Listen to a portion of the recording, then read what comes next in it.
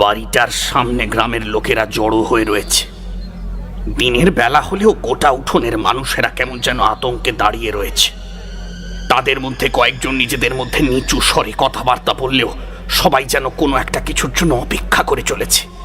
আমি যখন নিবারণের সঙ্গে সেই বাড়িটার উঠোনের মধ্যে গিয়ে ঢুকলাম, তখন নিবারণ হাঁটতে হাঁটতে সামনের দিকে গিয়ে গিয়ে বাড়ির দাওয়ার কাছে দাঁড়ালো। আর ঠিক তখনই আমি বাড়ির ঘরের ভেতর থেকে একটা চিৎকার শুনতে পেলাম। আর তার সাথে সাথেই বাড়ির দরজার উপরে কেউ যেন প্রবল শক্তিতে ধাক্কা দিচ্ছে। দেখে মনে হচ্ছে আর একটু মন দিয়ে কাজটা করতে পারলে কাঠের দরজা ভেঙে পড়বে, আর সেই দরজা দিয়ে বাইরে বেরিয়ে আসবে কেউ।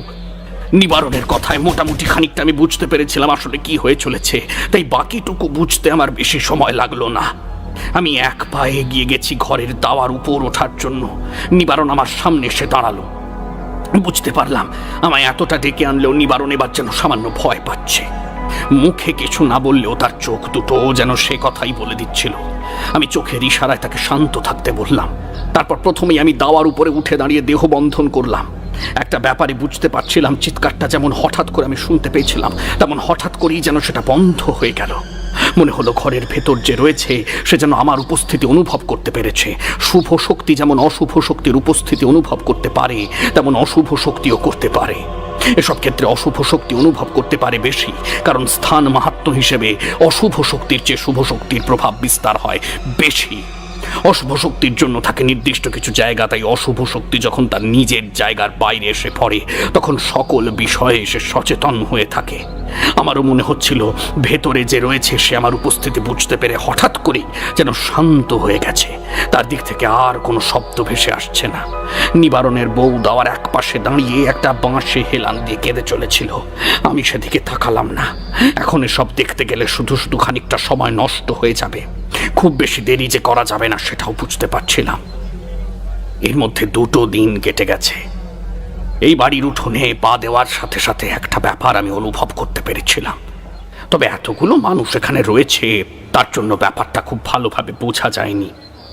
আমি দাওয়ার উপরে গিয়ে সে দরজার গায়ে হাত রাখতে ভেতর থেকে এবার একটা চিৎকার শুনতে পেলাম। যেন কেউ ঘরের ভিতর থেকে চিৎকার করে উঠল একবার, আর তারপরে যেন স্তব্ধ হয়ে গেল। বাইরে দাঁড়িয়ে থাকা গ্রামবাসীরা সবাই অবাক হয়ে বন্ধ দরজার দিকে তাকিয়ে রইল। আমি বুঝতে পারলাম ঘরের ভেতর যে দরজার কাছে দাঁড়িয়েছিল সে ছিটকে গিয়ে পড়ল ঘরের এক কোণে। ঘরের ভেতর থেকে কোনো কিছু পড়ার শব্দ হলো। নিবারণ আমার দিকে গিয়ে আসতে চাইছিল, আমি হাত তুলে তাকে বারণ করলাম। তারপর বন্ধ দরজার গায়ের উপর একটা হাত রেখে গোপন একটা মন্ত্র উচ্চারণ করে দরজায় একটা ধাক্কা দিলাম। সবাইকে অবাক করে দিয়ে দরজাটা খুলে গেল। ভেতর থেকে একটা ঠান্ডা বাতাস যেন ছিটকে বাইরে বেরিয়ে এসে আমার গায়ে লাগলো। তবে এটার জন্য আমি প্রস্তুত ছিলাম, তাই খুব একটা অবাক হলাম না। ঘরের ভেতরে তাকিয়ে বুঝতে পারলাম ঘরে জানলাগুলো সব বন্ধ হয়ে রয়েছে। ঘরের অন্ধকারের মধ্যে চোখ সয়ে যেতে বুঝতে পারলাম ঘরের এক কোণে একটি মেয়ে মানুষ দেওয়ালে হেলান দিয়ে উবু হয়ে বসে রয়েছে। তার মাথার চুলগুলো নেমে এসেছে হাতের উপরে। ওভাবে বসে থেকে তার গোটা শরীরটা থরথর করে কেঁপে উঠছে। মাঝে মাঝে তার মুখ থেকে একটা শব্দ বেরিয়ে আসছে। আমি ঘরের মধ্যে একবার চোখ বুলিয়ে নিলাম। ঘরের মধ্যে চারপাশে সবকিছুই লণ্ডভণ্ড, যেন প্রবল আক্রোশে কেউ ঘরের মধ্যেকার সমস্ত কিছু একটু আগে ছড়িয়ে ফেলেছে। একটা বড় থালা ঘরের এক পাশে পড়েছিল, তার উপর রোদের আলো গিয়ে পড়তে প্রতিফলন হতে লাগলো। আমি কয়েক পা এগিয়ে গিয়ে ঘরের ভেতর ঢুকে ঘরের দরজাটা বন্ধ করে দিলাম। বাইরে থেকে আবার সেই গুঞ্জন শুরু হলো। ঘরের ভেতরে ঢুকতেই তার গোঁ গোঁ শব্দটা কিন্তু বেড়েই চলেছে। আমি তার দিকে আরেকটু এগিয়ে যেতে সে আবার চিৎকার করে উঠল। তারপর খ্যান খ্যানে গলায় বলল, চলে যা, চলে যা এখান থেকে, আমার কাছে আসবি না। আমি বুঝতে পারলাম সত্যি এই মেয়ে মানুষের উপর কোনো অশুভ শক্তির নজর পড়েছে, তাই সে এমন করছে। তার মাথাটা কিন্তু তখনও নিচের দিকে নামানো। আমি আরেকটু এগিয়ে গিয়ে ঘরের ঠিক মাঝখানে দাঁড়ালাম। তারপর তার দিকে তাকিয়ে প্রশ্ন করলাম, কে তুই? এখানে এসেছিস কেন? বল। তুই চলে যা, তোকে এখান থেকে চলে যেতে বলেছি, যা বলছি। তুই এই মেয়েটিকে এভাবে কষ্ট দিচ্ছিস কেন? তুই ওকে ছেড়ে চলে যা। ও কি দোষ করেছে? কি দোষ করেছে? অনেক দোষ করেছে। ওকে আমি এত সহজে ছেড়ে যাব না। তুই চলে যা এখান থেকে, তুই চলে যা। তুই যতক্ষণ না এই মেয়েটাকে ছেড়ে যাবি ততক্ষণ আমি এখান থেকে যাব না। এবার সেই মেয়ে মানুষ মাথা তুলে আমার দিকে তাকালো। তার মাথার চুলগুলো সামনের দিকে খানিকটা এসে পড়েছে। আমি তার চোখের দিকে তাকিয়ে দেখতে পেলাম তার দুটো চোখ কেমন সাদা খোলাটে হয়ে এসেছে। তার চোখের মনি উপরের দিকে উঠে গিয়েছে। ব্যাপারটা দেখে বুঝতে পারলাম লক্ষণ খুব একটা ভালো নয়। ওই প্রেত এই মেয়েটিকে বেশ ভালো করেই কবজা করে আনতে পেরেছে। এখন যদি আমার দ্বারা কোনো ভুল হয়ে যায় তাহলে এই মেয়ে মানুষের জীবন সংশয় হতে পারে। তাই আগের চেয়ে শান্ত গলাতেই বললাম, দেখ, আমি চাইলেই কিন্তু তোকে এখান থেকে তাড়িয়ে দিতে পারি, তবে আমি সেটা করতে চাইছি না। নিশ্চয়ই কোনো কারণে তুই এই মেয়েটির উপর ভর করেছিস। আমায় সে কারণ খুলে বল, আমি তো সাহায্য করতে পারবো। মেয়ে মানুষটি ততক্ষণ আমার দিকে ক্রুদ্ধ চোখে তাকিয়েছিল। তার মুখের এক পাশ থেকে লালা বেয়ে নামছে, চোখের কোল বেয়ে নামছে চোখের জল। দুটো চোখ সাদা হয়ে রয়েছে, গোটা মুখ কেমন লালচে হয়ে রয়েছে। ঘন ঘন নিঃশ্বাস পড়ছে। সে একভাবে কিছুক্ষণ আমার দিকে তাকিয়ে রইল। আমার দেহ বন্ধন করা রয়েছে, তাছাড়া মধুসুন্দরী দেবীর আশীর্বাদ রয়েছে আমার উপরে। আমার ক্ষতি করা এত সহজ হবে না। এবার যেন মনে হলো সে অনেকক্ষণ ধরে আমার দিকে তাকিয়ে আমায় নিরীক্ষণ করতে লাগলো। তারপর আগের চেয়ে আরো বেশি ক্রুদ্ধ গলায় বলল, ওকে আমি ছাড়বো না, আমি প্রতিশোধ নেব। এবারই তার কথা শুনে আমার কেমন যেন অদ্ভুত লাগলো। এই প্রেম যে নিম্ন স্তরের তা বোঝা যায়, কিন্তু আমি এখানে আসার পরেই সে বুঝতে পেরেছে আমার ক্ষমতা। আমি যে তাকে তাড়িয়ে দিতে পারি সেটাও বুঝতে পেরেছে। তারপরে ওই প্রেত ওই মেয়ে মানুষের শরীর ছেড়ে যেতে চাইছে না যখন, তার একটা শক্ত কারণ তো রয়েইছে। আমি আরো একটু তার দিকে এগিয়ে যেতে সে একবার চিৎকার করে উঠল, আর তার গোটা শরীরটা ছিটকে গেল ঘরের এক পাশে। প্রবল চিৎকারের সাথে সাথেই একটা কাতর আর্তনাদ শুনতে পেলাম।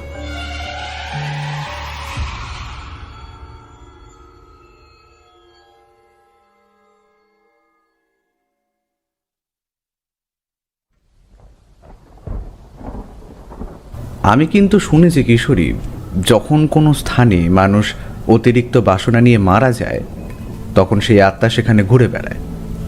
কোনো মানুষের মৃত্যুর পরে তার শ্রাদ্ধ হওয়ার আগে পর্যন্ত তাকে মাঝে মাঝে কেউ দেখতে পেয়েছে, এমনটাও শোনা গেছে। এমনটা যে শুনিনি সে কথা নয়, কিন্তু সেসব আমার বিশ্বাস হয় না। কোনো মানুষ মারা যাওয়ার পরে সে আবার এই পৃথিবীতে ফিরে আসবে, সেটা ভাবাই কিন্তু হাস্যকর। ঠাকুরমশাই তো নিজেই বলে, একবার কোনো মানুষ মারা গেলে এই পৃথিবীতে আর ফিরে আসার খুব একটা সুযোগ থাকে না।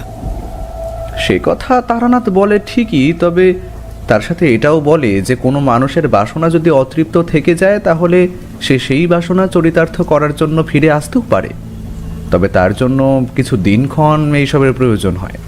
কিশোরী আর কিছু বলল না, চুপ করে চেয়ারের একপাশে বসে রইল। বাইরের বৃষ্টিটা প্রবলভাবে শুরু হয়েছে। এই বৃষ্টির মধ্যে ছাতা নিয়ে বেরোনোও খুব একটা সহজ হবে না, তাই আমরা অপেক্ষা করছিলাম। এমন একটা কথা কিন্তু আমি অনেকদিন আগে একবার শুনেছিলাম। গ্রামের মানুষরা এমনটা মাঝে মাঝেই দেখে থাকে, তবে গ্রাম ছেড়ে শহরে এই আত্মা কিংবা ভূত এরা আসতে চায় না কেন বলো তো? ওই স্থান মাহাত্ম্যের জন্য গ্রামে তুমি এমন অনেক জায়গায় পাবে যেখানে মানুষের পা পড়ে না। সেই স্থানে অশুভ শক্তি কিংবা প্রেত এরা বসবাস করতে পারে। শহরে তেমন খুব একটা আছে বলে তো আমার মনে হয় না। আর এই গোটা কলকাতা শহরটা তো আর শুধু শহর নয়, ভালো করে খুঁজলে এখানেও এদিকে ওদিকে ছোটোখাটো গ্রাম তুমি খুঁজে পাবে। সেদিকে খোঁজ নিয়ে দেখো না, এমন অনেক ঘটনা মাঝে মধ্যেই হচ্ছে। মাঝে মাঝে যদি হয় তাহলে তার খোঁজ পাওয়া যায় না কেন? আর এমন একটা ভূতের রমরমা ব্যাপার যদি হয়ে থাকে তাহলে মানুষ তো তিলকে তাল বানিয়ে আরো বাড়িয়ে বাড়িয়ে বলতে পারে। কোনো গাছের ডালে রাতের বেলা কোনো সাদা কাপড় দেখে কেউ যদি ভয় পায় তাহলে পরদিন সকালে সেই কথাটা বলতে গিয়ে সে বলবে গাছের ডালে কাউকে বসে পা দোলাতে দেখেছে। এমনকি চাইলে লম্বা হাত দিয়ে তার গলা টিপে ধরতে এসেছিল, এমনটাও বলে দিতে পারে। সেসব আমি জানি না, তবে এমন একটা অভিজ্ঞতা কিন্তু আমার একবার হয়েছিল। তখন আমি গ্রামে থাকতাম, সেখানে রাতের বেলা আমি এমন কিছু দেখেছিলাম। তবে সত্যি ভূত দেখেছিলাম নাকি মনের ভুল সেটা আমি জোর দিয়ে বলতে পারবো না, কারণ গোটা ব্যাপারটা আমি নিজেই বিশ্বাস করতে পারিনি। তোমার মনের ভুলই হতে পারে, তাছাড়া রাতের বেলা অনেকে অনেক সময় চোখের ভুলে অনেক কিছুই দেখে থাকতে পারে। আসলে সব কিছুই হলো আমাদের মনের ভয়। ঠাকুরমশাই বলে না, আমাদের মনের মধ্যেই রয়েছে সবচেয়ে বেশি ভয়। আমাদের মন যদি ভয়ভীত না হয়ে পড়ে তাহলে আমরা কিছুই দেখতে পাবো না। তাহলে অশুভ শক্তি কখনোই আমাদের মনের ওপর প্রভাব বিস্তার করতে পারবে না। কিশোরী যে কথাগুলো বলে চলেছিল সেগুলো সত্যিই তারানাথ মাঝে মাঝে বলে। তবে তারানাথের কাছে আমরা যেসব গল্প শুনেছি তাতে অশুভ শক্তি, প্রেতাত্মা, এমনকি অনেক ভয়ঙ্কর ভূতের গল্প পর্যন্ত শুনতে পেয়েছি। তবে সেই সমস্তর মধ্যে হয় তন্ত্রের ছোঁয়া, না হয় কোনো একটা ভৌতিক অভিজ্ঞতা মিশেছিল। আর সব থেকে বেশি হলেও সব কিছুর পেছনে একটা নির্দিষ্ট কারণ ছিল। অকারণেই দুনিয়ার বুকে একটা গাছের পাতাও নড়ে না, সেই কথা তারানাথ কিন্তু সবসময় বলে। তাই কিশোরীর কথায় আমি এবার কিন্তু প্রতিবাদ করলাম না। উঠে গিয়ে দরজা খুলে বাইরে দেখতেই বুঝতে পারলাম বৃষ্টিটা সামান্য কমে এসেছে। তাই কিশোরীর পাশে বসে বললাম, এই কিশোরী, আর দেরি করা বোধ হয় ঠিক হবে না। বৃষ্টিটা সামান্য কমে এসেছে, এর থেকে বেশি কমার আশা কিন্তু করা উচিত নয়। আকাশ যেমন কালো হয়েছে তাতে যে একটু পরে আবার জোরে বৃষ্টি নামবে তা কিন্তু বোঝা যাচ্ছে। কি করবে, চলো বেরিয়ে পড়ি। বেরিয়ে পড়ার কথা শুনে কিশোরী তো এক পায়ে রাজি। তাড়াতাড়ি উঠে ঘরের এক কোণ থেকে ছাতাটা তুলে নিল। আমি পোশাক বদলেই নিয়েছিলাম। আমিও ছাতা বার করে দরজা বন্ধ করে যখন রাস্তায় নামলাম তখন কিন্তু বৃষ্টিটা আবার জোরে শুরু হয়েছে। এই তারানাথের সাথে বৃষ্টির যে কি এমন গভীর সম্পর্ক রয়েছে তা আমি আজও বুঝতে পারিনি। গোটা সপ্তাহ বৃষ্টির নামগন্ধ নেই, অথচ যেই দিনই তারানাথের বাড়িতে যাওয়ার কথা হবে সেদিনই হঠাৎ করেই আকাশ কালো করে প্রথমে মেঘ, তারপর যাওয়ার সময় আর না হলে আসার সময় বৃষ্টি হবে। তারানাথের কাছ থেকে আমরা বাড়িতে ফিরেছি আর আমাদের গায়ে এক ফোঁটা বৃষ্টির জল লাগেনি, এটা বোধহয় এখন অসম্ভব ব্যাপার হয়ে গেছে। তাই যেদিন বেরোবার সময় আকাশ পরিষ্কার থাকে সেদিন বুঝতে পারি ফেরার সময় বৃষ্টি হবে। আমি আর কিশোরী রাস্তায় নেমে তাই আর দেরি করলাম না। রাস্তার কাছে গিয়ে দাঁড়াতেই দেখতে পেলাম একটা ট্রাম দুলকে চালে এগিয়ে আসছে। তাড়াতাড়ি ট্রামে উঠে ছাতা বন্ধ করে মটলেন পর্যন্ত যাওয়ার জন্য সিট খুঁজে নিয়ে বসলাম। একে রবিবার, তার উপর এমন বৃষ্টি, তাই ট্রামে খুব একটা ভিড় নেই। তাই এদিক ওদিক তাকিয়ে সামান্য কয়েকজনকেই মোটে দেখতে পেলাম। কিশোরী বলে উঠল, এমন বৃষ্টির দিনে কেউ আর শখ করে বাইরে বেরোয় না, বুঝলে? নেহাত আমরা তারানাথের কাছে যাচ্ছি, না হলে এতক্ষণে ঘরে শুয়ে লম্বা একটা ঘুম দেওয়া যেত। কি বলো? কিশোরীর কথাই ঠিক। প্রথম যখন তারানাথের বাড়িতে আমি যাই তার আগে পর্যন্ত রবিবারের সকালে একটা লম্বা ঘুম দেওয়া ছিল আমার নিয়ম। সকালে ঘুম থেকে উঠে চা খাওয়া দাওয়ার পর তাড়াতাড়ি স্নান সেরে নিয়ে একরকম খাওয়া দাওয়া করে দিতাম লম্বা ঘুম। তারপর দুপুরে উঠে দুপুরের খাবার খেয়ে বিকেলের দিকে বেরিয়ে পড়া। সন্ধ্যের দিকে মাঝে মাঝে কিশোরীর বাড়িতে গিয়ে আড্ডা মারা, এটাই ছিল আমাদের নিয়ম। তারপরে একদিন কিশোরী, না থাক, যাক সেসব কথা। বৃষ্টিটা আরও জোরে নামতে শুরু করেছে। মটলেনে আমরা যখন নামলাম তখন ছাতা খুলতে খুলতেই প্রায় খানিকটা ভিজে গেলাম। সিগারেটের প্যাকেট কিশোরী নিয়েই এসেছিল। আজ আর তেলে ভাজার দোকানটা খুঁজে পাওয়া গেল না, বোধহয় প্রবল বৃষ্টির জন্য বসেনি। আর ঠিক সকাল থেকেই আজ বৃষ্টি, তাই একরকম কাক ভেজা হয়ে ছাতা সামলাতে সামলাতে তারানাথের বাড়িতে ঢুকে দাওয়ার উপর উঠে কিশোরী দরজায় ধাক্কা দিল। ঠাকুরমশাই, বলি ও ঠাকুরমশাই, কোথায় গেলেন? ভেতর থেকে তারানাথের হাসি মাখা শান্ত গলার স্বর ভেসে এলো, যাবো আর কোথায় বলো, তোমরা যে আসবে সেটা আমি জানি, তাই তোমাদের জন্যই অপেক্ষা করছি। এমন বৃষ্টি হয়ে চলেছে যে দরজা খুলে দেওয়ার উপরে যে বসবো তার উপায় নেই। তা তোমরা ভিজেছ নিশ্চয়ই। কথা বলতে বলতে তারানাথ দরজা খুলে হাসি মুখে আমাদের সামনে দাঁড়ালো। আমরা ততক্ষণে ছাতা দুটো দাওয়ার একপাশে রেখে জুতো খুলে ফেলেছি। প্রায় তারানাথ দরজা খুলে একপাশে সরে যেতে আমরা ঘরের ভেতরে ঢুকলাম। তারপর সামনে দড়িতে মেলে রাখা গামছা তুলে নিয়ে কিশোরী মাথা মুছতে মুছতে বলল, আপনি তো সবই বোঝেন ঠাকুরমশাই। যখন দেখলেন আমরা বেরিয়েই পড়েছি তখন বৃষ্টিটা একটু কমিয়ে দিলেন না কেন? তাহলে তো আর এতটা ভিজতে হতো না। তারানাথের মুখে আগের মতো সেই হাসি দেখা গেল। তারানাথ বিছানার একপাশে বসে বলল, প্রকাশ সব সময় করা ঠিক নয়। আসলে প্রকৃতির ওপর যে কোনো তন্ত্রক্রিয়া করে তাকে পরিবর্তন করার চেষ্টা করলে তার ফল ভালো হয় না। প্রকৃতি নিজের ওপর কারোর হস্তক্ষেপ পছন্দ করে না। তাই প্রকৃতির যেসব স্বাভাবিক জিনিস রয়েছে, যেমন বৃষ্টি, বজ্রপাত, ভূমিকম্প, ঝড়, এই সমস্ত কিছুর পিছনে একটা শক্তি আছে, বুঝলে? সেই শক্তিকে থামিয়ে দিলে সেই শক্তি অন্য কোথাও থেকে নিজেকে প্রকাশ করে নেবে, ঠিক তখন তার রূপ হবে আরো বেশি ভয়ানক। এই তো ঠাকুরমশাই, সকাল সকাল বৃষ্টিতে ভিজে আপনার কাছে এলাম, কোথায় একটা ভালো গল্প শুনবো। আরে ও সব কথা তো আপনার কাছে আগেও শুনেছি, শুনতে শুনতে একরকম আমাদের মুখস্থ হয়ে গেছে। কোনো একদিন আপনি ভুল বললে না, আমি আপনাকে ঠিক ধরিয়ে দেবো। কিশোরীর কথায় একটা খোঁচা ছিল। তারানাথ কিন্তু চটল না। বিছানার একপাশে দুটো পা তুলে নিয়ে বাবু হয়ে বসল। আমরা যতক্ষণে মাথা আর হাত মুছে নিয়ে বিছানার একপাশে উঠে বসেছি, তারানাথ তখন হাত ঘষতে ঘষতে বলল, বেশ ঠান্ডা পড়ে গেছে, কি বলো? খুব বেশি দিন যে আর এভাবে কাটবে না সেটা বোঝাই যাচ্ছে। শীত পড়তে আর বেশি দেরি নেই। এই কথাটা এতক্ষণ ধরে আমরা একরকম ভুলেই গিয়েছিলাম। শীত পড়তে আর খুব বেশি দেরি নেই। এখন কার্তিক মাস, এই সময় থেকেই ঠান্ডা ধীরে ধীরে পড়তে শুরু করে। গোটা অগ্রহায়ণ থাকে, আর পৌষের শুরু থেকে মাঘের শেষ পর্যন্ত থাকে। মাঘের যে শীত তার বলার অপেক্ষা রাখে না। মাঘের শীত বাঘের গায়ে লাগে। হ্যাঁ, আসলে ঠাকুরমশাই আজ বৃষ্টি হয়েছে বলে ঠান্ডাটা মন বেশি বলে মনে হচ্ছে, বুঝলেন? না হলে এই ঠান্ডা গায়ে লাগার কথা নয়। বাইরে রোদ উঠলে দেখবেন কেমন গরম লাগবে।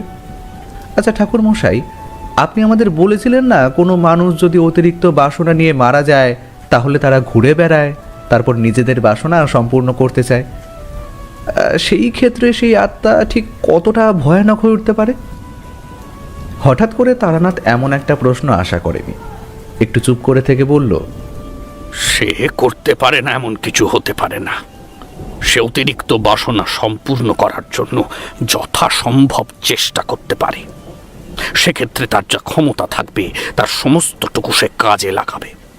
বিশেষ বিশেষ ক্ষেত্রে সে তার নিজের ক্ষমতার চেয়ে বেশি চেষ্টা করে। কিন্তু হঠাৎ এই প্রশ্ন কেন? আমার কিন্তু সেটা মনে হয় না ঠাকুরমশাই।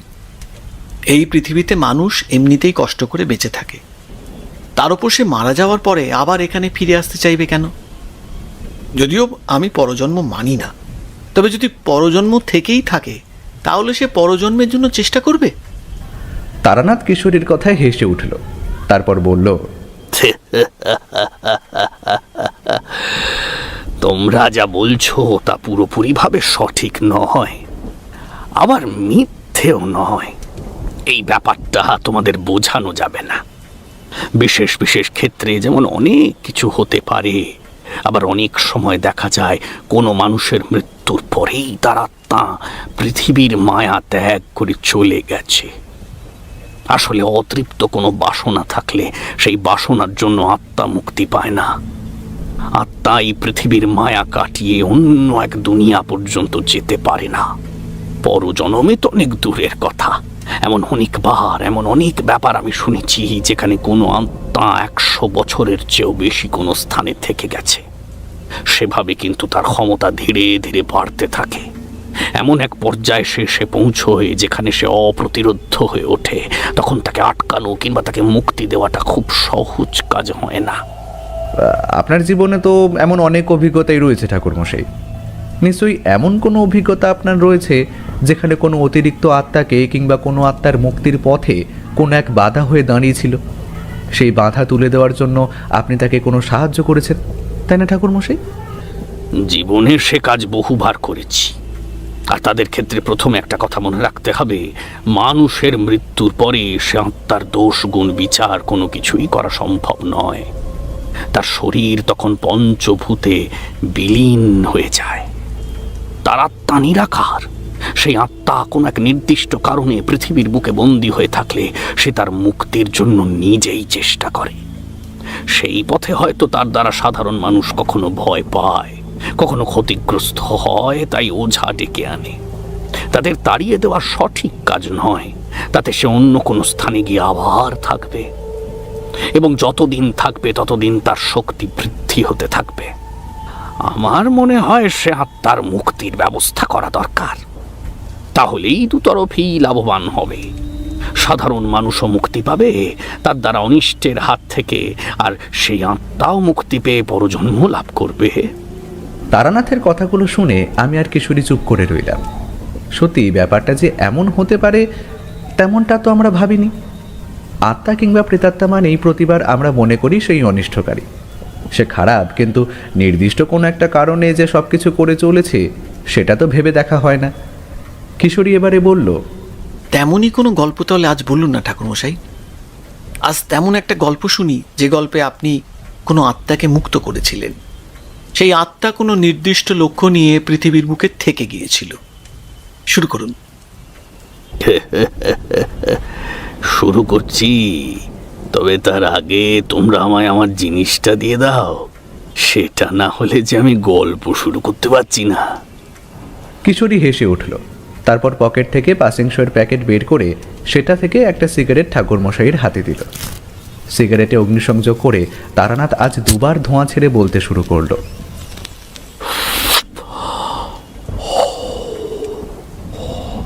অশুভ শক্তি কিন্তু খুব সহজে কোনো মানুষের উপর প্রভাব বিস্তার করতে পারে না। এই যে তোমরা মাঝে মাঝে শুনতে পাও কোনো মানুষকে ভূতে ধরেছে, সেক্ষেত্রেও কিন্তু অত সহজ নয়। না হলে মনে করো না, প্রতিটি গ্রামে কিংবা প্রতিটি স্থানে তো এমন অশুভ আত্মা মাঝে মাঝেই থাকতে পারে। তারা চাইলেই তো কোনো মানুষের শরীরে ঢুকে পড়তে পারে, তাহলে সেটা করে না কেন? তেমন হলে প্রতিদিন কোনো গ্রামে কোনো একটা মানুষকে ভূতে ধরতো কেন? গ্রামের সমস্ত মানুষকেই তো ভূতে ধরতে পারতো, যদি সেই গ্রামে অনেক প্রেত থাকতো, তাই না? কিন্তু সেটা হয় না কেন? তারানাথের এমন একটা অদ্ভুত প্রশ্নে আমি আর কিশোরী দুজনে চুপ করে রইলাম। কিশোরী বলল, সময় সুযোগ হয়ে ওঠে না হয়তো। সঠিক সময় কোনো মানুষ তার কাছে গিয়ে পৌঁছে গেলেই তখন সে তার ওপর প্রভাব বিস্তার করে কিংবা তার শরীরে ঢুকে পড়ে। এমনকি তুমি প্রায় ঠিকই বলেছ। আসলে শুধু তাই নয়, সঠিক সময় এবং সঠিক লক্ষণ এক্ষেত্রে খুবই গুরুত্বপূর্ণ। তাছাড়া যে মানুষের শরীরে এসে ঢুকছে সে মানুষের দ্বারা এমন কোনো কাজ হতে হবে যার জন্য সেই অশুভ শক্তির কোনো ক্ষতি অতীতে হয়েছে কিংবা বর্তমানে হয়েছে। কোনো কারণ ছাড়া কোনো অশুভ প্রেত কোনো মানুষের শরীরে প্রবেশ করে না। এবার এক্ষেত্রেও মাঝে মাঝে ব্যতিক্রম দেখা যায়। কিছু অশুভ প্রেত থাকে যারা এমনিতেই ভয়ানক, তারা অকারণেই এ কাজ করে থাকে, তবে সে কথা খুবই কমই শোনা যায়। বলতে গেলে এটাই হয় আর কি। আমি কিছু একটা বলতে যাচ্ছিলাম, তার মধ্যেই তারানাথ বলতে শুরু করলো। সেবারে এক গ্রামে গিয়ে আমি এমন একটা অবস্থার মধ্যে পড়েছিলাম যে সেবারের কথা আমার সারা জীবন মনে থাকবে। অন্য একটা কারণে গল্পের শেষ তেমন ভাবে হয়েছিল যে আমি নিজেও খানিকটা হতবাক হয়ে গিয়েছিলাম, বুঝলে। যাই হোক, তোমাদের সে কথা বলি। ঘুরতে ঘুরতে সেবার গিয়ে পড়েছিলাম রায়চক নামের এক গ্রামের কাছে। সেই গ্রামের এক গৃহস্থের বাড়িতে আশ্রয় নিয়েছি। গৃহস্থ বেশ ভালো মানুষ, তাছাড়া বেশ অর্থবান, আমায় বেশ আহ্লাদেই রেখেছে। একটা দিন তার বাড়িতে থাকবো ভেবেছিলাম, তার বদলে তার বাড়িতে প্রায় 2 দিন থেকে গেলাম। সেদিন দুপুরের দিকে খাওয়া দাওয়া সেরে তার বাড়ির উঠোনের একপাশে খাটিয়ার উপরে বসে তামাক খাচ্ছি। সে অতি উৎকৃষ্ট জাতের তামাক। সে তামাক খায় না, আমি তামাক খাই। এ কথা শুনে সে গ্রামের একজনের কাছ থেকে এনে দিয়েছিল। সে তামাকের গন্ধে যেন চারপাশটা ভরে গেছে। সত্যি কথা যদি বলি, তাহলে এই তামাকের জন্যই একটা দিন বেশি থেকে গিয়েছিলাম ওই বাড়িতে। দুপুরবেলা তামাকে প্রায় আচ্ছন্ন হয়ে পড়েছি, 2 চোখ ঢুলু ঢুলু হয়ে গেছে। এমন সময় হঠাৎ করে বাইরে থেকে ঢুকলো একজন। তাকে ওভাবে আসতে দেখে আমি চমকে উঠে সোজা হয়ে বসলাম। যে গৃহস্থের বাড়িতে আমি আশ্রয় নিয়েছিলাম সেও ঘরের ভেতর থেকে বাইরে এসে পড়লাম। লোকটা আমার পায়ের কাছে এসে প্রায় কাঁদো কাঁদো হয়ে পড়ল। সাধু বাবা, সাধু বাবা, আপনি আমার মেয়েটাকে বাঁচান। তার এমন কথায় আর এভাবে আমার পায়ের কাছে হুমড়ি খেয়ে পড়ায় আমি কেমন যেন অবাক হয়ে তার দিকে প্রথমে তাকিয়ে রইলাম। কিছুই বলতে পারলাম না। সেই গৃহস্থ ঘরের ভেতর থেকে বাইরে এসে কি হয়েছে জানতে চাওয়ায় সে বলল, আমার মেয়েটাকে 2 দিন হলো ভূতে ধরেছে। কাল বিকেলের দিকে এক ওঝাকে ডেকে নিয়ে এসেছিলাম পাশের গ্রাম থেকে। সে এসে সেই ভূত তাড়িয়ে দিল বটে, তবে আজ সকাল হতেই আবার সেই আগের মতো হয়ে পড়েছে। ওঝাকে ডাকার জন্য লোক পাঠিয়েছিলাম, কিন্তু সেই ওঝা গ্রামে নেই। আমার মেয়েটা কেমন করছে। আমার মেয়েটাকে বাঁচানোর জন্য আপনাকে নিয়ে যেতে চাইছি সাধু বাবা আমার বাড়িতে। সেই গৃহস্থের সাথে আগের দিন রাতে বেশ কথা বলেছিলাম। আমার কথা তাকে অনেক কিছুই বলেছিলাম, তাই সে এবার আমার দিকে তাকিয়ে আমায় অনুরোধ করলো তার সঙ্গে গিয়ে যদি আমি কিছু করতে পারি। মনটা কেমন যেন খারাপ হয়ে গেল। বেশ খাওয়া দাওয়া সেরে তামাকের আমেজে যেই দুটো চোখ বুজে ফেলতে শুরু করেছে, এমন সময় বিপত্তি। তবে কোনো অসহায় মানুষকে সাহায্য না করা সাধুর লক্ষণ নয়। তাছাড়া গুরুজি বলে দিয়েছেন সব সময় মানুষের সাহায্য করার চেষ্টা করতে। তাই আর তামাক খাওয়া হলো না, তা রেখে আমি উঠে পড়লাম। যে লোকটি আমাকে ডাকতে এসেছিল তার নাম নিবারণ। নিবারণের সাথে সেই গৃহস্থ নিজেই আমার সাথে চলল। নিবারণ পথে যেতে যেতে আরো কিছু কথা বলতে লাগলো। নিবারণের 3 কুলে কেউ নেই। তার বউ মারা গেছে বছর 4 আগে। তার একমাত্র মেয়ের বিয়ে দিয়ে দিয়েছে মাত্র আগের বছর। সেই মেয়ে থাকে 2 গ্রাম পাশে। কোনো কারণে 3 দিন আগে তার মেয়ে বাড়িতে ফিরে এসেছিল। মেয়ে ফিরে আসার প্রথম দিন তেমন কিছুই বোঝা যায়নি। সেদিন রাতে ব্যাপারটা শুরু হয়। প্রথমে তার মেয়ে ভয় পেয়ে চিৎকার করে ওঠে, জ্ঞান হারায় সেদিন রাতে। আর কিছুই বোঝা যায়নি। পরদিন সকাল থেকেই এই অবস্থা। তাই সে পাশের গ্রামের ওঝা ডেকে নিয়ে এসেছিল। ওঝা এসে মেয়েকে দেখেই জানিয়েছিল তার উপর কোনো আত্মা ভর করেছে, তবে সেই ওঝা তন্ত্রমন্ত্র ক্রিয়া করে দেয়। মেয়ের শরীর সামান্য সুস্থ হয়ে এসেছিল, তবে জ্বর বেড়ে গিয়েছিল। আজ সকালে আবার সেই আগের মতোই সমস্ত কিছু হয়ে চলেছে।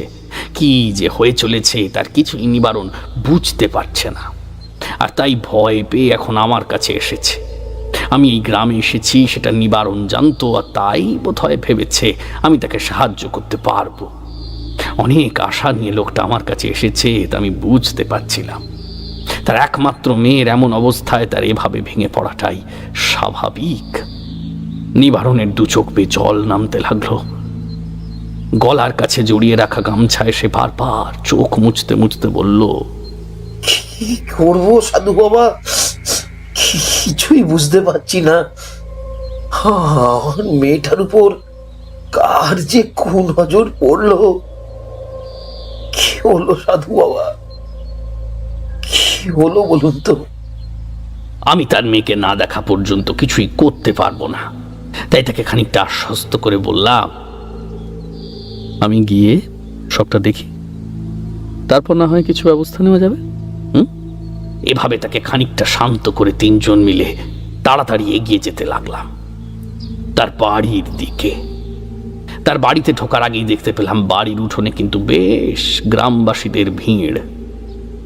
একটানা এতটা কথা বলে তারানাথ চুপ করতে কিশোরী বলে উঠল, তার মানে নিবারণের মেয়েকে ভূতে ধরেছে। কিন্তু এই ওঝা তো মেয়েটার শরীর থেকে ভূত তাড়িয়ে দিয়েছিল, তাহলে আবার তাকে ভূতে ধরল কেন? সচরাচর তো এমনটা হয় না। ওঝা কিংবা তান্ত্রিকদের ক্ষেত্রে বিভিন্ন স্তর রয়েছে। কিছু কিছু ওঝা মানুষের শরীর থেকে অপশক্তিকে দূর করে দিতে পারে, তবে সেই দেহকে পুরোপুরি বেঁধে দেওয়ার মতো ক্ষমতা তাদের থাকে না। আবার সেই শরীরে সেই প্রেত ঢুকতে পারে যদি সেই প্রেতের ক্ষমতা বেশি হয় কিংবা তার শক্তি হয় অনেকটা বেশি, তাহলে সেক্ষেত্রে আবার সে ওই শরীরে ঢুকতে পারে। তার জন্য সেই শরীরকে বেঁধে দিতে হয়। ওই ওঝা কি করেছিল তা আমি জানি না, তবে সে হয়তো ভেবেছিল ওই প্রেত আর ফিরে আসবে না কিংবা শরীর বেঁধে দেবার প্রয়োজন নেই, তাই সে চলে গিয়েছিল। আর সেই সুযোগে পরদিন রাতে আবার সেই প্রেত ফিরে আসে। এমন অদ্ভুত ব্যাপার কেন হলো ঠাকুর মশাই? আর সেই প্রেতকে তাড়িয়ে দেওয়ার পরে আবার সে ফিরে এলো কেন? তার কি অতিরিক্ত কোনো বাসনা রয়ে গিয়েছিল? আসলে তার বাসনা ছিল বড্ড অদ্ভুত।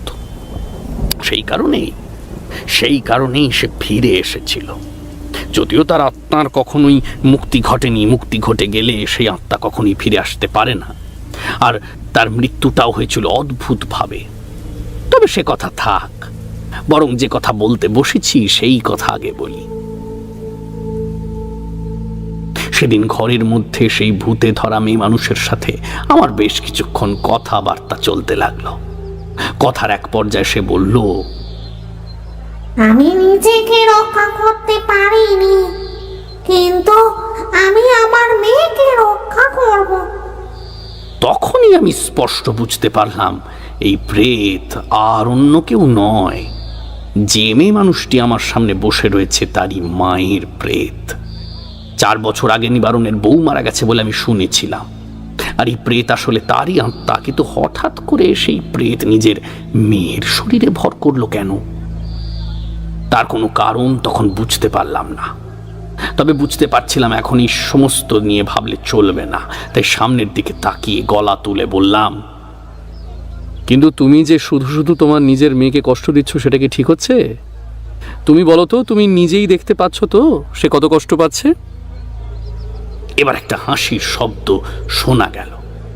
অদ্ভুত মেহেলি গলায় কেউ হেসে উঠল, তারপর বলল, এই কষ্ট অতি সামান্য। এই কষ্ট হলে কেউ তার ক্ষতি করতে পারবে না। আর যদি আমি ওকে না বাঁচাই, তাহলে ওকে বাঁচাবে কে? সে আরো কিছু একটা বলতে যাচ্ছিল, তারা কি হঠাৎ করে একটা ব্যাপার ঘটল। ঘরের মধ্যে যেন হঠাৎ করে একটা দমকা হাওয়া উঠল, আর তার সাথে সাথেই বুঝতে পারলাম আমার পাশ দিয়ে ঠান্ডা হাওয়ার মতো কি যেন একটা বন্ধ দরজার উপর একটা ধাক্কা মারল। দরজাটা খুলে গেল। বাইরে দাঁড়িয়ে থাকা সকলেই কেমন যেন ভয় পেয়ে একপাশে সরে দাঁড়ালো।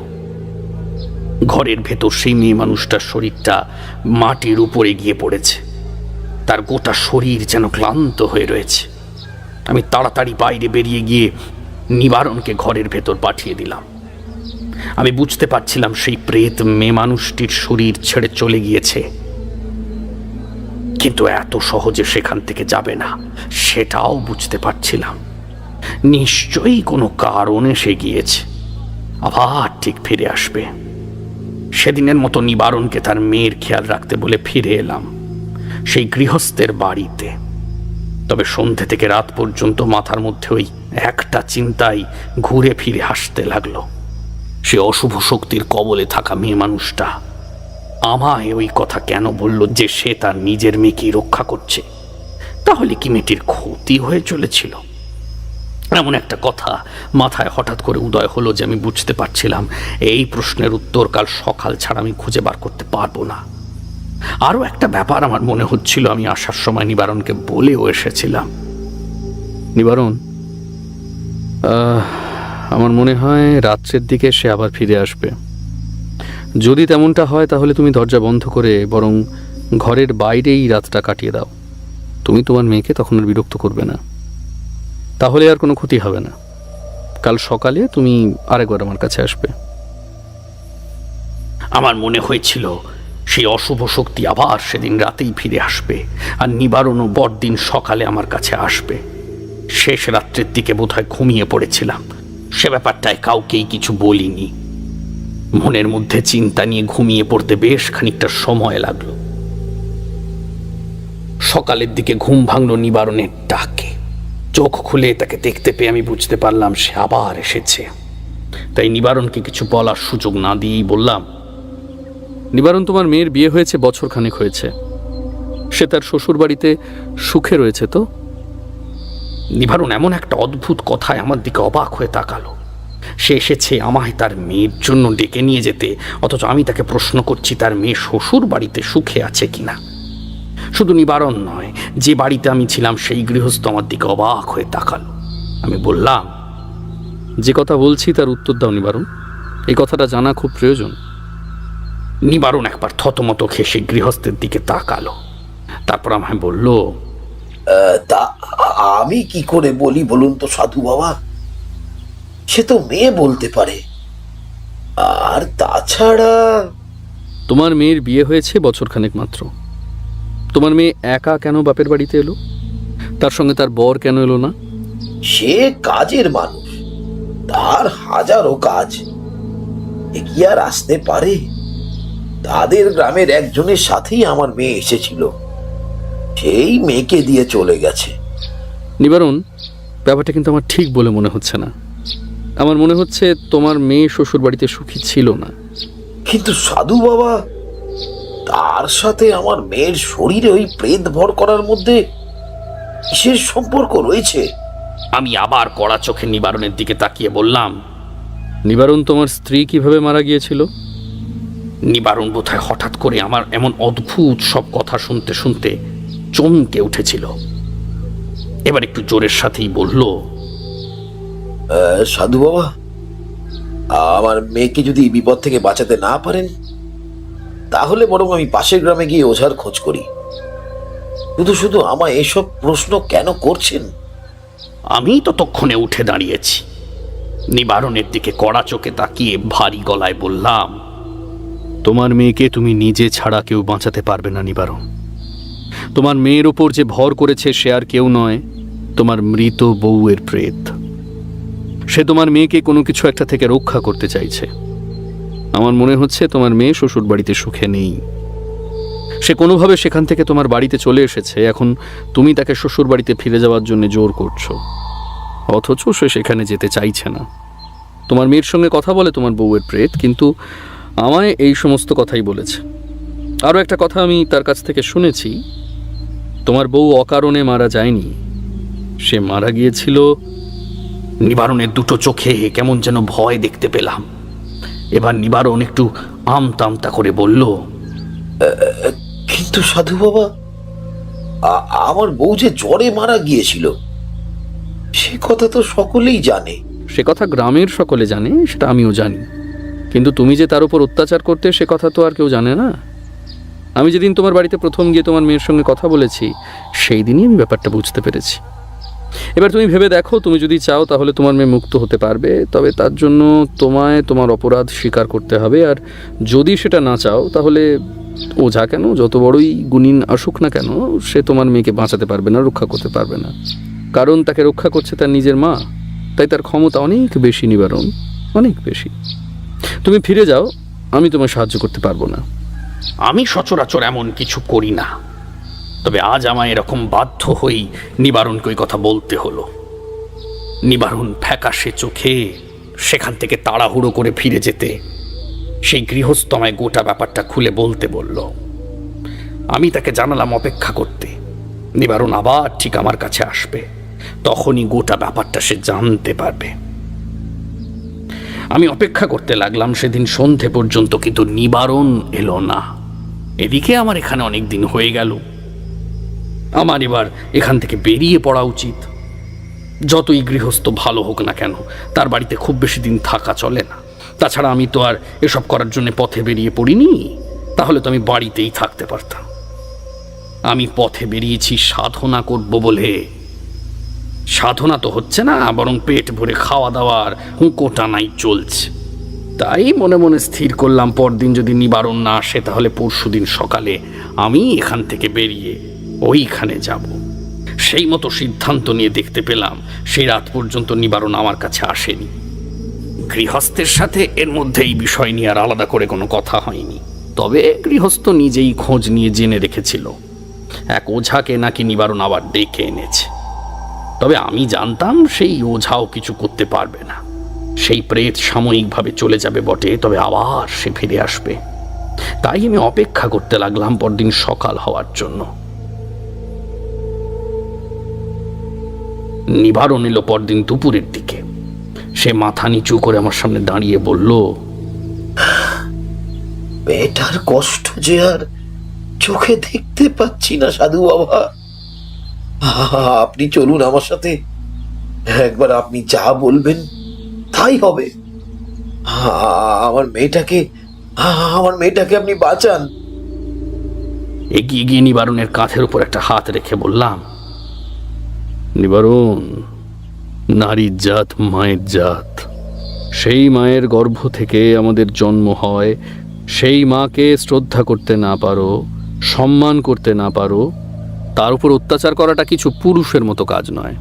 তোমার অন্যায়ের জন্য তোমার মেয়ে আজ কষ্ট পাচ্ছে। চলো এখন তাড়াতাড়ি চলো, যদি কিছু করতে পারি। নিবারণ কাঁদতে কাঁদতে আমার পা জড়িয়ে ধরে তারপর বলল, ভুল হয়েছে সাধু বাবা, অনেক ভুল হয়েছে আমার, আর কোনো ভুল আমি করতে চাই না। আমার মেয়েটাকে দয়া করে আপনি বাঁচিয়ে দিন। আমার মেয়েকে আমি আমার কাছে রেখে দেবো, প্রয়োজন হলেও আমি তাকে কোথাও যেতে দেব না। আপনি আপনি দয়া করে ওকে বাঁচিয়ে দিন।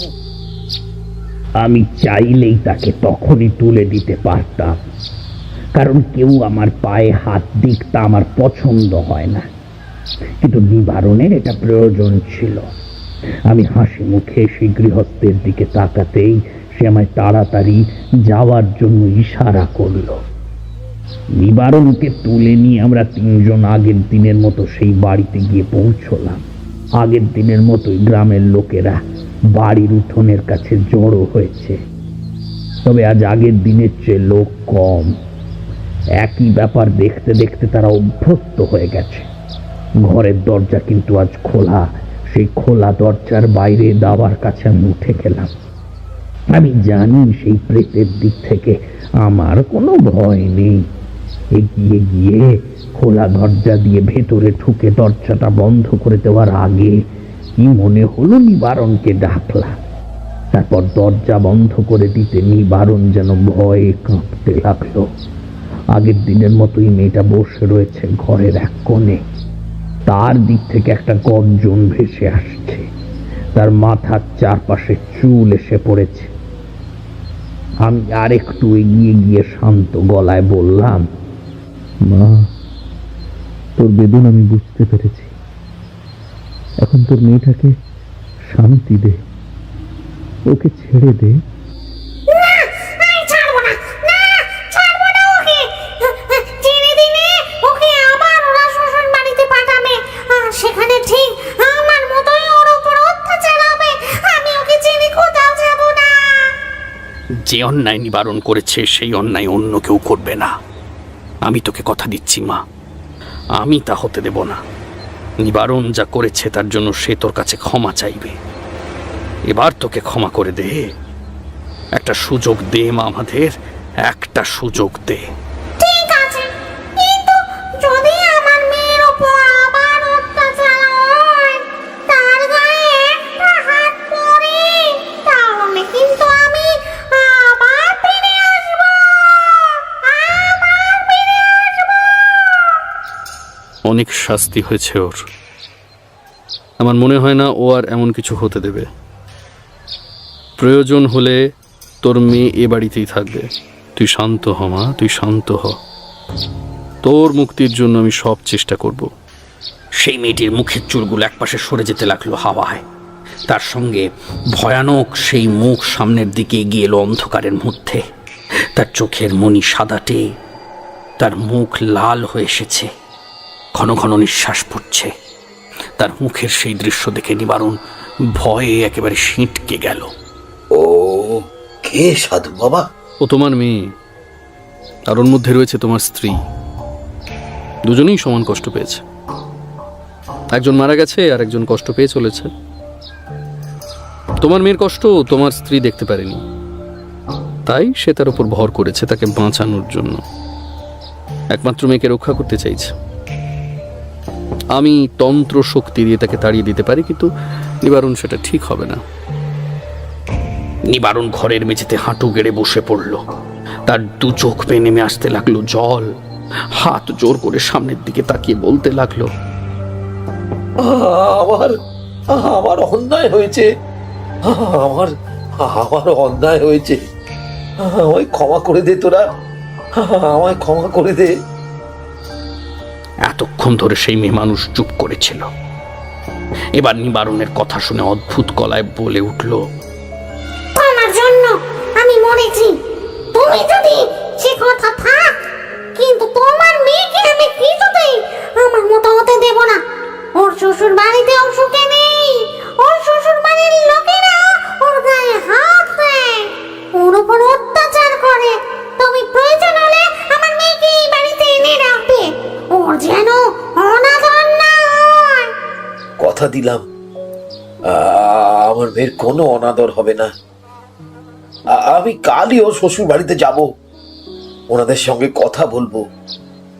যদি তেমন হয় তাহলে ওকে আমি আমার কাছেই রেখে দেব।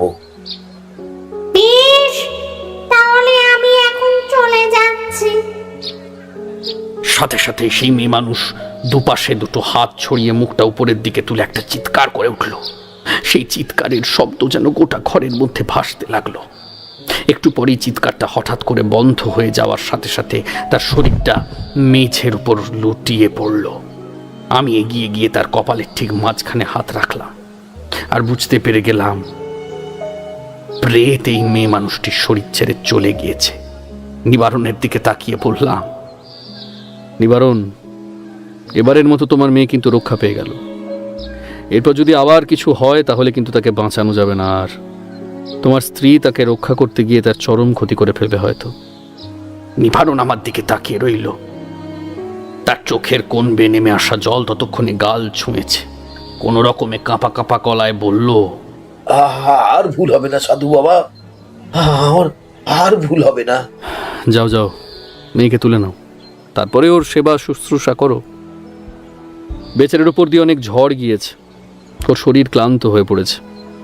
জ্ঞান ফিরলে ভালো করে স্নান করে নিতে বলবে, তারপর ভালো করে পেট ভরে খেয়ে একটানা লম্বা একটা ঘুম দিতে বলবে, তাতেই সমস্ত কিছু সেরে যাবে। আর বিকেলের দিকে আমার কাছে এসো,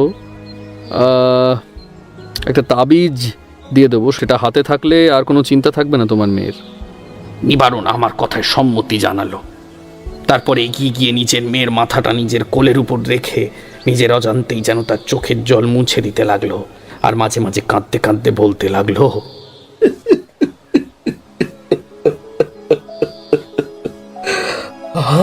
আরে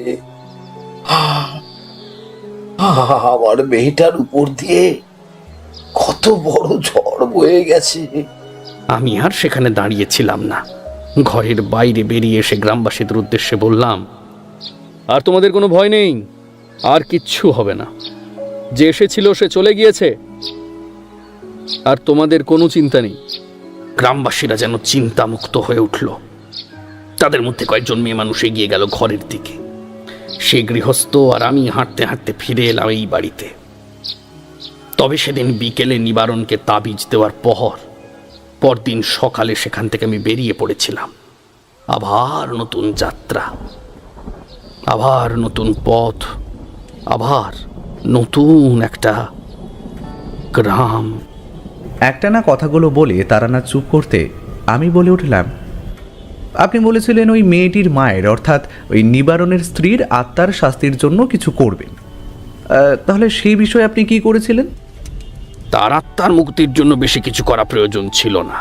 তার শ্রাদ্ধের ব্যবস্থা করা আর মেয়ের যাতে কোনো বিপদ না হয় সেটা নিশ্চিত করা, দুটো ব্যবস্থাই আমি করে দিয়ে এসেছিলাম। নিবারণকে ভালো করে বুঝিয়ে দিয়েছিলাম এবং গ্রামের কোনো এক পুরোহিতকে দিয়ে শান্তি স্থাপন করিয়ে নিতে বলেছিলাম। সে কাজের জন্য আমার সেখানে না থাকলেও চলতো। কিন্তু একটা ব্যাপার ঠাকুরমশাই, সেই অশুভ শক্তি মানে নিবারণের স্ত্রী নিবারণের মেয়ের শরীরে ঢুকেছিল। এবার যদি তাকে তার শরীর থেকে বার করা না যেত, তাহলে তো নিবারণের মেয়ের মৃত্যু পর্যন্ত ঘটতে পারত। এটাই হলো আসল সমস্যা। অশুভ শক্তি কোনো কারণে মানুষের শরীরে ঢোকে বটে, তার প্রভাবে সেই মানুষটার যে মৃত্যু পর্যন্ত হতে পারে সে খেয়াল তাদের থাকে না। অনেক সময় তাই শরীরের অশুভ শক্তির প্রভাব থাকা অবস্থায় মানুষ মারা যায়।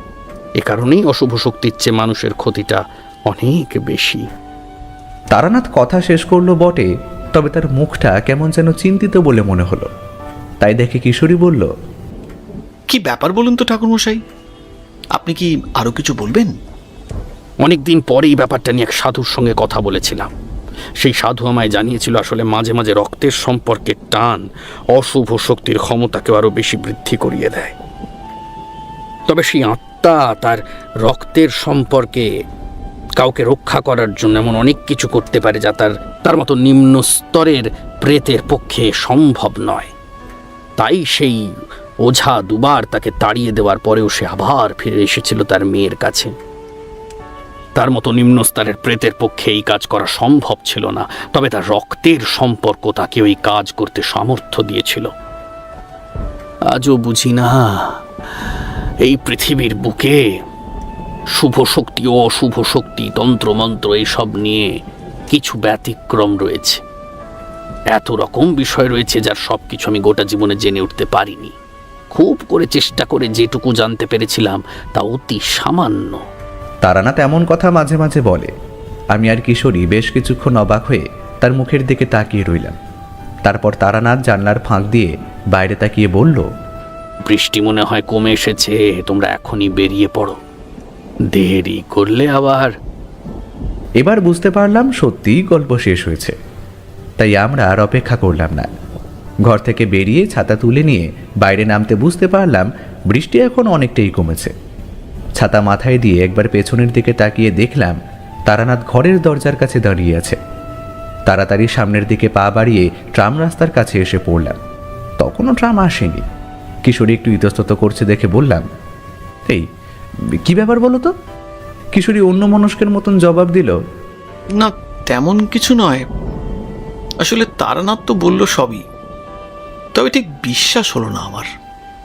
আমি হা হা করে হেসে উঠলাম। তারপর বললাম, কিশোরী, বিশ্বাসে মিলায় বস্তু, তর্কে বহু দূর। হেই, ওই চলো চলো, ট্রাম এসে পড়েছে।